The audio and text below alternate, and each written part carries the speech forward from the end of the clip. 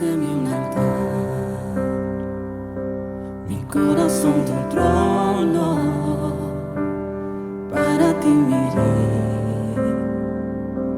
y allí por siempre rey.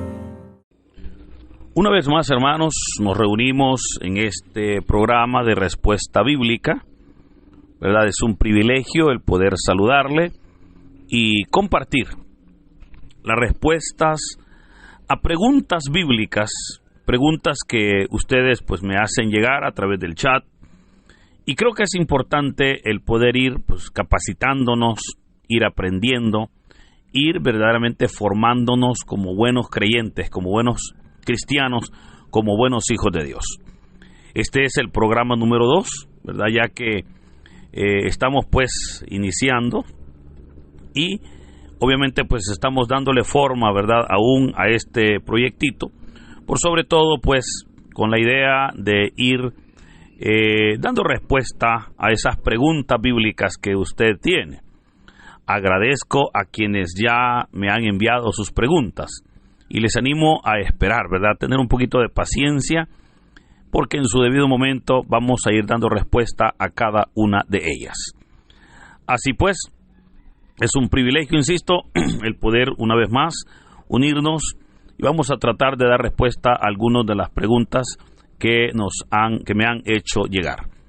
Así comenzamos con la primera pregunta, y la primera pregunta que me la enviaron, pues agradezco a la hermana que me la envió. Ella me preguntaba, ¿qué son las mandrágoras? Las mandrágoras, hermanos, en el libro del Génesis, capítulo 30, versículos 14 al 16, encontramos ahí la referencia sobre este texto. Y nos habla sobre cómo en el tiempo de la cosecha, Rubén, ¿verdad?, el hijo de Lea, de hecho el primer hijo de Jacob, salió al campo y encontró unas frutas llamadas mandrágoras, y se las llevó a Lea su madre. Es ahí donde Raquel, la hermana de Lea, ¿verdad?, le pide las mandrágoras. Lea pues hace un convenio con Raquel, ¿verdad? Ambas se ponen de acuerdo y es así como Lea le entrega las mandrágoras que su hijo Rubén le había dado a su hermana Raquel. Ahora, esta fruta, ¿verdad?, que es una fruta en forma de manzana pequeña, se da en lo que es las tierras de Palestina. Es un arbusto con hojas grandes de color verde oscuro y sus raíces asemejan, fíjese, curiosamente, a figuras humanas, ¿verdad? O sea, cuando ven las raíces aparecen ciertas figuras, ¿verdad?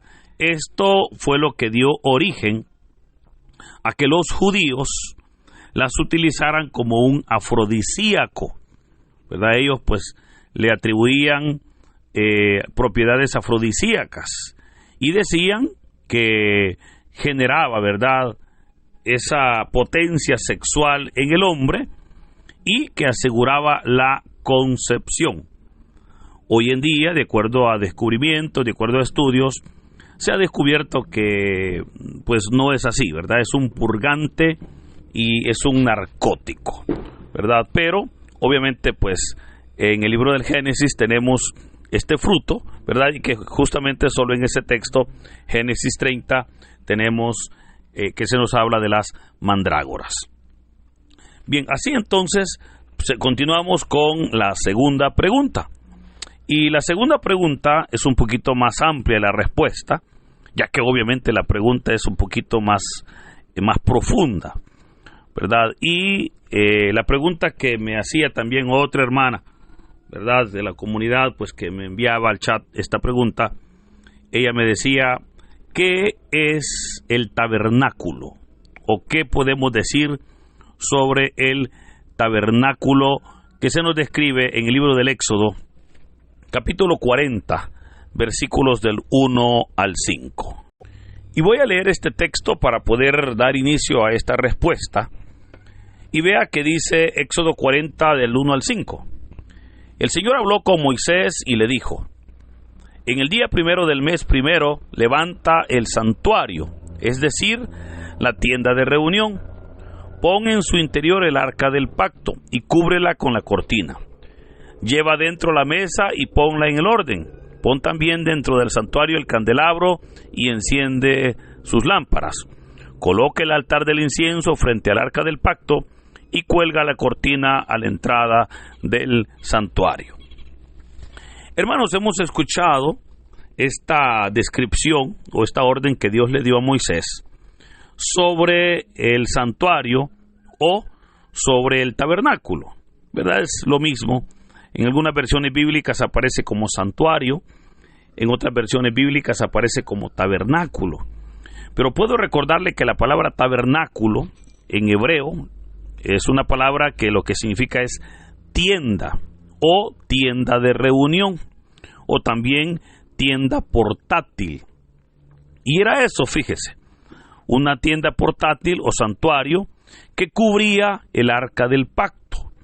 O sea, tenemos que tener mucho cuidado de no confundir el tabernáculo con el arca del pacto, ¿verdad?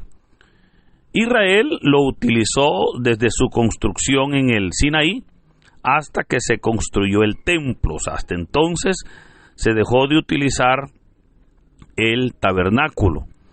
Y, insisto, es bien importante, ¿verdad?, no confundirlos, porque el arca del pacto es el que estaba dentro del tabernáculo. El tabernáculo obviamente era lo que cubría, ¿verdad? Era como no le voy a decir edificio porque no era sólido, era como la tienda, ¿verdad? Diríamos nosotros hoy en día un canopy, ¿verdad?, que cubría el arca del pacto. Se le daba también el nombre de tabernáculo del testimonio, porque dentro de él estaba el arca del pacto, ¿verdad? También le llamaban tabernáculo de reunión, ¿verdad? Y Éxodo 40:35 lo dice, para señalar que era el punto donde se debían de reunir el pueblo en torno a Dios, ¿verdad? Esto es importante. Ahora, sabemos que después de que Israel adoró el becerro de oro, y que esto lo tenemos en Éxodo capítulo 33, Moisés lo retiró del campamento y lo colocó a cierta distancia para que cuando alguien quería consultar a Dios fuera al tabernáculo, ¿verdad? Esto pues debido a que el pueblo pues profanó, ¿verdad?, de la presencia de Dios al adorar un becerro. Moisés lo saca del centro del campamento, ¿verdad?, lo pone a cierta distancia, y luego más adelante cuando el pueblo pues se arrepiente y se reconcilia con el Señor, ¿verdad?, es que Moisés vuelve e introduce nuevamente el tabernáculo al centro del campamento. Ahora, el libro del Éxodo, hermanos, especialmente los capítulos 25 al 31, que yo le invito pues usted pueda leer, nos describe con lujo de detalles los materiales y el proceso que se llevaron, en verdad, el método para su construcción. Ahora, fíjese que es interesante porque el recinto del tabernáculo era bastante grande. Tenía 13.5 metros de norte a sur y las paredes eran de madera cubiertas de oro, eran tablas de madera pero cubiertas de oro.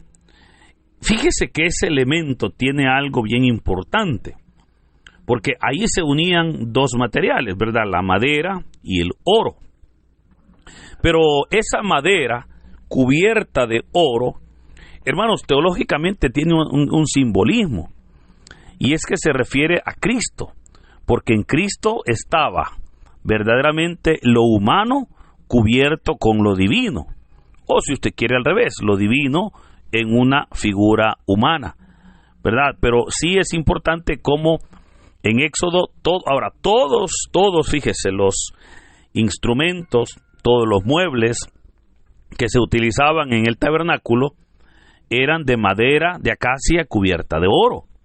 O sea, todos, la mesa, el propiciatorio, todo el arca del pacto, etcétera. Pero ese simbolismo, insisto, está, ¿verdad? O sea, cómo la madera cubierta de oro era útil y cómo Cristo, en una figura humana, siendo Dios, obviamente vino a cumplir la obra, ¿verdad?, que Dios, el Padre, le había encomendado. Ahora, exteriormente tenía cortinas de lino, ¿verdad?, donde muy pues artísticamente tenía querubines bordados, ¿verdad?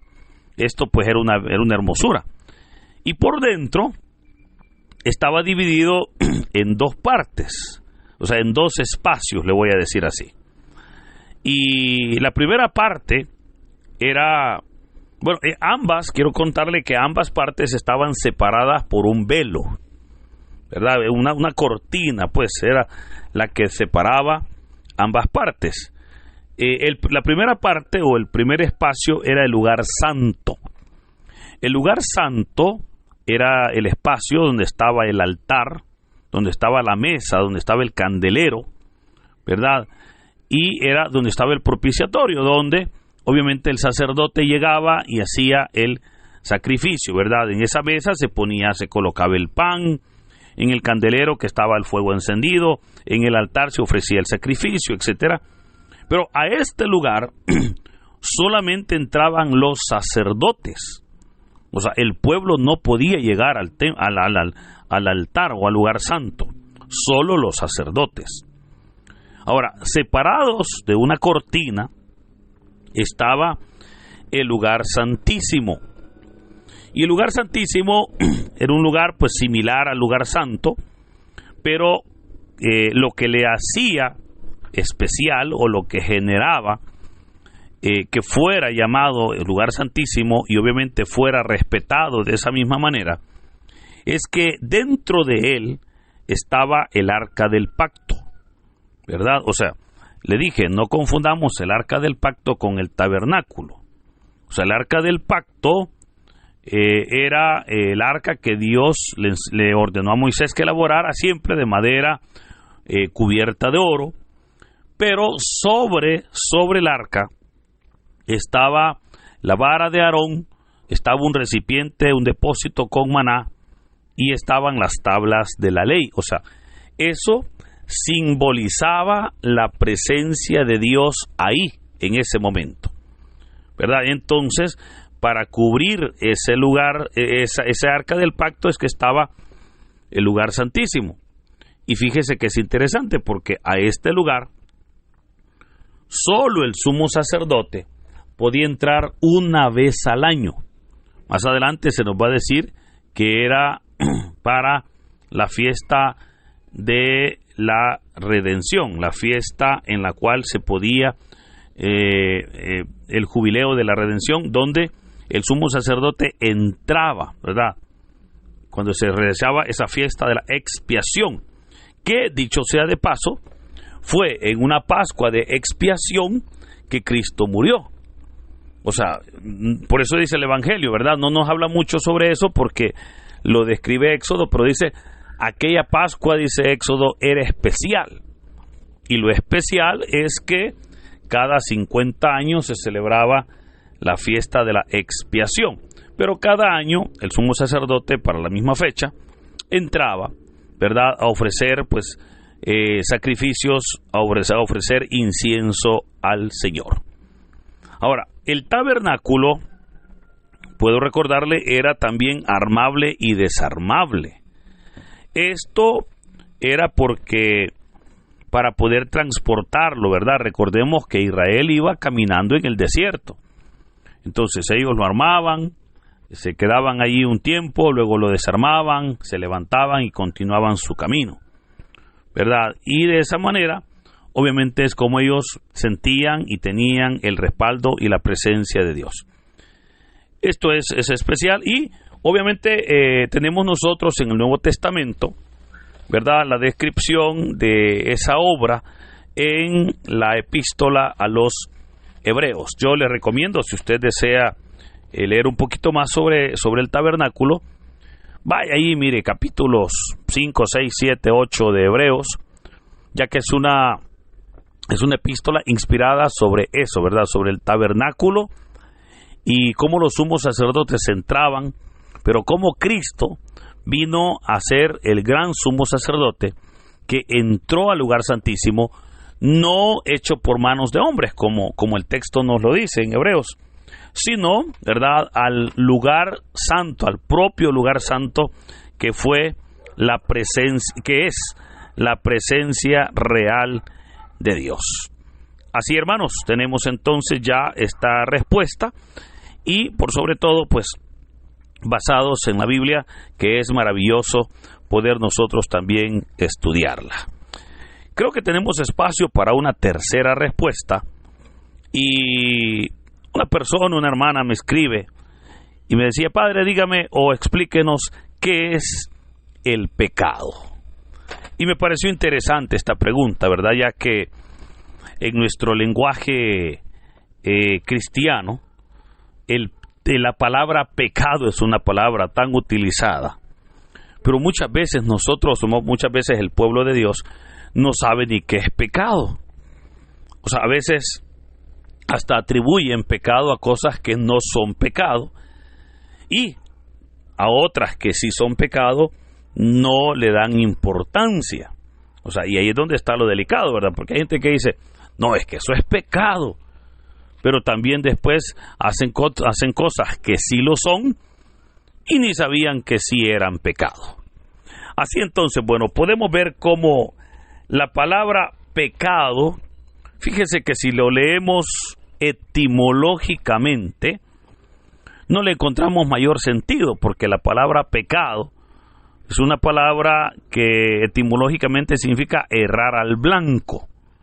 Pero esa frase de errar al blanco, insisto, no tiene mayor, o sea, tendríamos, porque es una descripción muy técnica. Pero le puedo recordar que pecado es una falta cometida con conciencia o con conocimiento contra la ley de Dios. O sea, es una violación y desobediencia a los mandatos de Dios.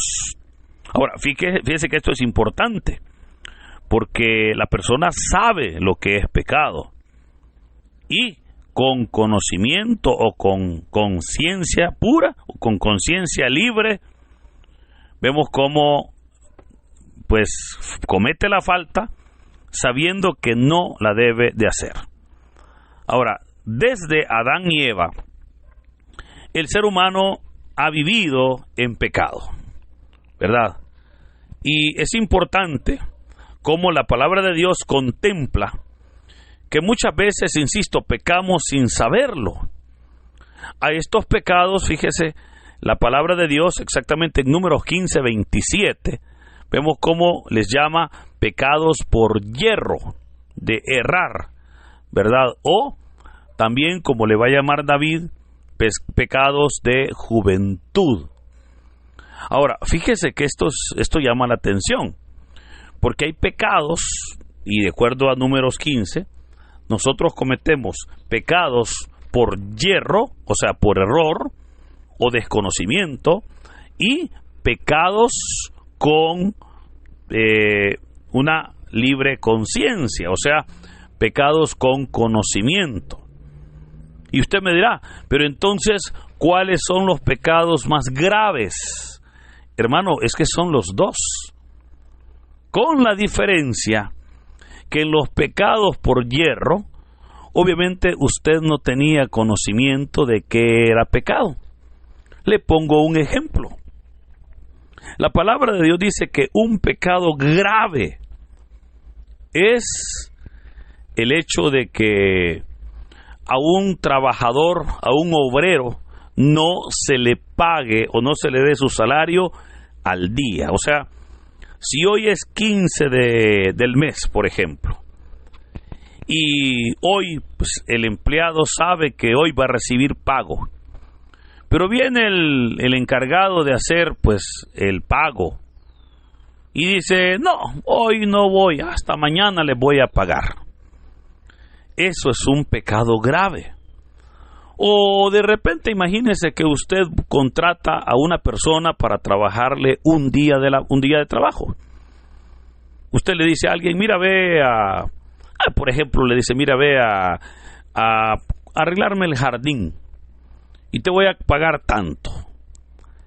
Esta persona va y trabaja y lo hace muy bien, pero usted por la tarde, cuando ya el jardinero o la persona pues ha terminado su trabajo, él espera su salario, él espera su pago. Pero viene usted y le dice, fíjate que ahorita no quiero tocar dinero, estoy comiendo, tengo la cartera por allá o tengo mi billetera, regresa mañana y mañana te pago. Dice la palabra de Dios que ese es un pecado tremendo. Porque ahora, ¿por qué dirá usted? Porque dice la palabra, ¿qué tal si este hombre era lo único con lo que contaba para comer esa noche? Y como usted no le pagó, él va a aguantar hambre. Eso, obviamente, para Dios es una injusticia, ¿verdad? Ahora, ante esto, hermanos, puedo recordarle, mire, el pecado, ¿cuáles son aquellos pecados con conocimiento? Aquellos pecados que pueden ser sencillos, pero que la persona los hace recurrentemente. O sea, puede ser una mentirita, por ejemplo, pero si está mintiendo cada rato, ese se puede convertir en un pecado verdaderamente peligroso. Ahora, ¿cuáles son las consecuencias del pecado en el ser humano? Mire, el pecado lo primero que crea es vergüenza. Una persona que ha pecado tiene vergüenza, aunque nadie le señale. Segundo, crea dureza de corazón, crea insensibilidad. Por lógica, crea alejamiento de Dios. Y, finalmente, como dice Romanos 6:23, la paga del pecado es la muerte. ¿Verdad? Esas son las consecuencias. Y el pecado desde el inicio rompió las relaciones que existían entre el ser humano y Dios, ¿verdad? Ahora, desde el inicio Dios anunció la solución al pecado, anunció la redención y la tenemos ahí, ¿verdad? En Génesis 3:15. Pero es importante como la palabra de Dios dice que todos los seres humanos hemos pecado, o sea, todos somos pecadores. Pero es interesante cómo todos también estamos llamados al arrepentimiento, ¿verdad? Y obviamente a resarcir el problema. Ahora, yo quiero contarle rápidamente que al pecar o al cometer un pecado, no solo ofendemos a Dios, también dañamos a nuestro prójimo. Un ejemplo de esto creo que es un ejemplo pues verdaderamente especial. Lo tenemos en la parábola del hijo pródigo. Cuando el hijo pródigo regresa al padre y le dice, Padre, he pecado contra el cielo y contra ti. Y eso en verdad es así. Porque hay personas, fíjese, que cuando cometen un pecado, buscan el sacramento de la confesión. Y dicen, bueno, me arrepiento y por eso le pido perdón a Dios, porque yo quiero que Dios me perdone. Y qué bueno. Pero la otra parte también fue ofendida, o sea, fue el prójimo. Y obviamente al prójimo también es importante ir a pedirle perdón, ¿verdad? Por eso cuando nosotros pecamos, dañamos a Dios, ofendemos a Dios, pero también ofendemos a nuestro prójimo, ¿verdad? Y es importante también como pecado, fíjese, no solamente es hacer las cosas malas, o sea, pecado también es poder hacer lo bueno y no hacerlo. O sea, cuando usted tiene la oportunidad, tiene el espacio, tiene los medios para poder ayudar a alguien y no lo hace, eso también es pecado. Rápidamente puedo decirle como la palabra de Dios nos dice que el pecado esclaviza, ¿verdad? Una persona esclava del pecado no es una persona libre. El pecado, le recuerdo, también es contagioso. Mire, usted está cerca de una persona pecadora y usted va a terminar contaminándose y va a terminar siendo pecador. El pecado avergüenza, hermanos. ¿Por qué cree usted que el que peca, como dice la palabra, corre el pecador sin que nadie lo persiga? Sin que nadie lo persiga. Él siente que lo acusan, que lo señalan, pero no, nadie lo juzga, nadie lo señala. Él, su propia conciencia, tiene vergüenza. Y el pecado, como ya Romanos lo dice, da a luz la muerte, ¿verdad? Porque la paga del pecado es la muerte. Ahora, yo termino esta respuesta bíblica y obviamente la respuesta a esta pregunta con un texto muy hermoso, ¿verdad? Que le encontramos en la primera carta de Juan, capítulo 2, versículos 1 y 2. Cuando dice la palabra: hijitos míos, estas cosas os escribo para que no pequéis. Pero si alguno ha pecado, abogado tenemos para con el Padre, a Jesucristo el justo. Y Él es la propiciación por nuestros pecados. Y no solamente por los nuestros, sino también por los de todo el mundo. Queridos hermanos, como dice la palabra, el propósito de Dios es que no pequemos. Porque claramente el apóstol Pablo ha dicho que el que conoce a Cristo es una nueva criatura. Esa persona ya no puede pecar o ya no debe pecar. Pero si de repente usted tuvo un desliz, tuvo de repente, diríamos, un descuido y cayó en pecado, claramente el texto dice: abogado tenemos para con el Padre, a Jesucristo, porque Él es la propiciación por nuestros pecados. Si usted y yo, que reconocemos nuestras faltas, sentimos que hemos fallado, yo le animo: vamos a Cristo, vaya al Señor, búsquelo, arrepiéntase de sus pecados, conviértase de ellos, comience a llevar una vida distinta. El apóstol Pablo en la carta a los Efesios claramente dice: el que robaba ya no robe, ahora trabaje para que le dé a quien le robaba. Dice, aquella persona, dice, que antes hablaba cosas pues malcriadas o palabras soeces, ahora hable cosas de Dios. Aquella persona que solo pasaba dañando a los demás, ahora comience a bendecir, ¿verdad? Y es ahí donde, con la ayuda de Dios, podemos y debemos nosotros ahora entonces resarcir aquellas cosas que debido al pecado hemos cometido. Recuerde, el pecado llega a nosotros y va generando un distanciamiento con Dios terrible. El pecado nos va alejando de Dios y obviamente nos va generando esas condiciones para que la esclavitud, las cadenas, no se puedan romper. Pero maravilloso es Cristo, quien perdona nuestros pecados si nosotros nos arrepentimos.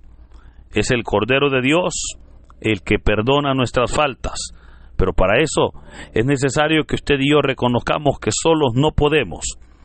Es necesario que reconozcamos que es Cristo el que nos puede perdonar y por sobre todo el que podamos verdaderamente comprender que sin Cristo nosotros no podemos tener perdón de pecados.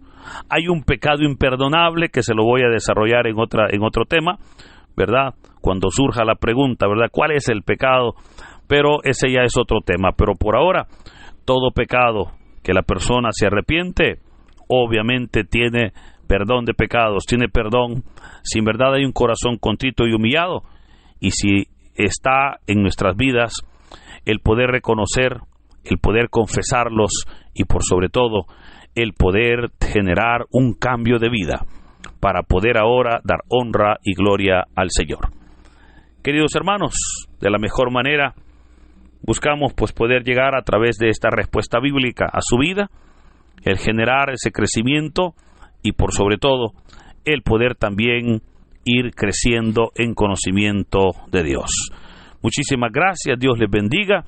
Y si hay preguntas en usted, no tenga duda, no tenga temor, no tenga pena, envíelas, que con todo gusto iremos dando respuesta a cada una de ellas. Muchísimas gracias, Dios les bendiga. Esperamos que te haya gustado esta nueva sección llamada Respuestas Bíblicas.